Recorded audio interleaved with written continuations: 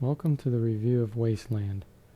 Wasteland was published by Interplay Productions and distributed by Electronic Arts in 1988. Wasteland is an RPG that takes place in the middle of the 21st century. Like all RPGs, you begin the game by creating characters. You start off with these four here: Hellraiser, Angel Death, Thrasher, and Snake Vargas. I recommend dumping them and creating your own characters. It makes it more fun, plus they're not the best characters to begin with. So when you create a character, you have strength, intelligence, luck, speed, agility, dexterity, and charisma, and of course IQ.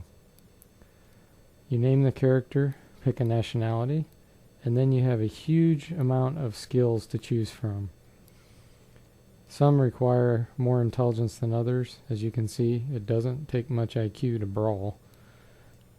You can create up to 4 characters, and you can get 2 or 3 additional characters as NPCs. Once you create your characters, you can start journeying across the large map.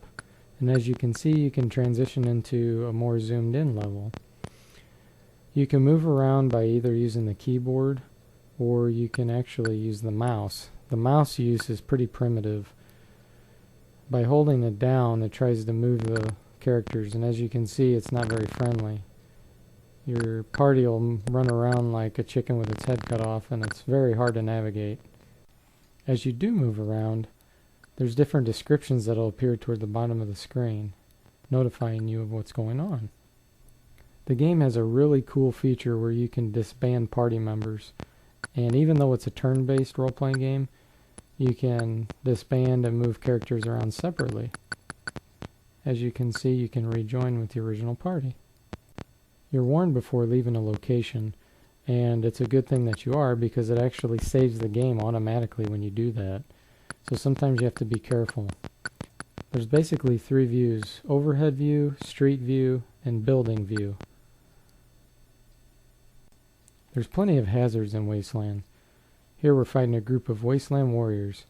There's 2 main ways you can attack enemies. One is with a melee weapon, and one is with a ranged weapon. Some ranged weapons can hit multiple enemies at the same time, such as dynamite or weapons that are like submachine guns where you can do bursting type attacks. Here's an example of some advanced characters that have some laser type weapons that can do bursting. And as you can see, subatomic particles are shooting out and killing these people. Another cool feature is you can actually kill innocent people. Yeah, pretty cool, huh? These juvies were being a pain in the ass, so we decided to take them out. After killing enemies, sometimes they drop a loot bag where you can get cash and items. The game has all kinds of hilarious things in it. Like here, there's a 3-legged hooker that you can hook up with. You can walk into cactuses and poke yourself in the butt. But I don't want to give too much away. There's also shops in the game, of course, since it's a role-playing game.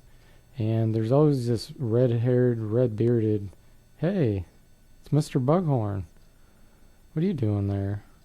Well, anyway, Mr. Bughorn will sell you some stuff, or you can sell your own junk here. Like, I'll give him some matches and crowbar and all kinds of crap. Some cool stores have flamethrowers, bulletproof shirts. Bulletproof shirt? Isn't it supposed to be a bulletproof jacket? Oh well. There's also snake squeezing, which is liquor. As mentioned earlier, there's all kinds of skills in this game. Here we're going to use pick lock and open this door. You can use it on a map or in combat sometimes. Another example is gambling. Here, since we don't have gambling skill, we're going to lose pretty much every time. Now, Wasteland isn't your ordinary role-playing game. You actually get experience by using the skills. Here I'm doing it in combat so that you can see. She gained 7 experience by using her perception skill. Once you have some experience, you can try to radio in and see if you level up. Here we're going to level in after fighting some enemies, and we can see that Magnum has increased in level. You get 2 points to distribute, and you can apply them toward any attribute. Usually you'll want to choose intelligence because that'll actually allow you to learn more skills, but sometimes you don't want to. Once you do gain more intelligence points, you can find a library of some kind, like this one's called Holy Knowing. As the level increases on a skill, the points required is exponential. So you can see it takes 32 points to increase a metallurgy by 1 level. Check out skill number 2, Toaster Repair. Now combat isn't the only place where there's hazards in the game. Here you can see these radiation blocks, where if you step on those tiles you'll get poisoned. There's also the desert, which can get very hot. You can fall into this river and kind of get swept away. And in fact, it becomes a pain in the butt if you don't have good swimming. You'll just get swept all the way down, taking 1 damage at a time. Since this is going to take forever, I'm going to speed it up and show you toward the end. Eventually you can make it down to the bottom down here and get out. Since there are so many hazards, there's doctors spread across the game in different areas. This is of course a role-playing game in the future, so there are no concepts of spells where you can be healed magically or cured. But you can go to the doctor and they can diagnose you and remove the disease. Here we have sewer rot. And of course they can heal 1 hit point at a time, which can become kind of tedious, but at least you can hold down the key and get it done really quickly. You can accomplish some of this yourself with the doctor skill or the medic skill, or of course just by resting. As I mentioned earlier, there's all kinds of funny things that happen in this game. Here we're fighting a guy named Harry and 3 bunnies. That's right, bunnies. Well, of course they fail to mention at this particular juncture that the bunnies are about 10 feet tall. I think I'd be scared of a 10-foot tall bunny. Anyway, Harry is a pretty tough bastard. You can keep trying to beat on him and wail on him, and as you can see, he's seriously injuring my party members, which is not a good thing. And in just a few minutes, I think I'm going to be dead, and I'm going to be able to show you the death screen. You'll notice on the Constitution bar I have CRT, UNC, and sometimes SER. You can be unconscious, seriously wounded, critically wounded, or mortally wounded. Here we died, and it shows the screen. Now here's some of the other enemies. Crazy nuns. This guy that looks like the captain on Gilligan's Island. He looks pretty happy. There's this guy that smokes a cigar. An LAPD hat-wearing guy that pokes a gun right in your face. This crazy lunatic with a shotgun. Tanks.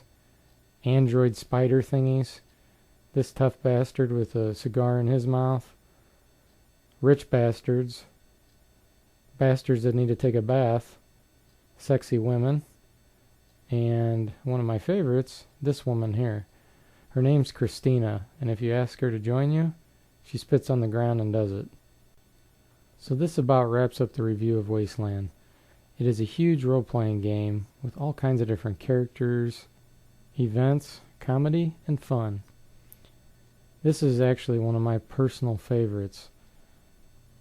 This is in my top 3 of all time role-playing games. I cannot recommend it highly enough. Thank you for watching the review of Wasteland.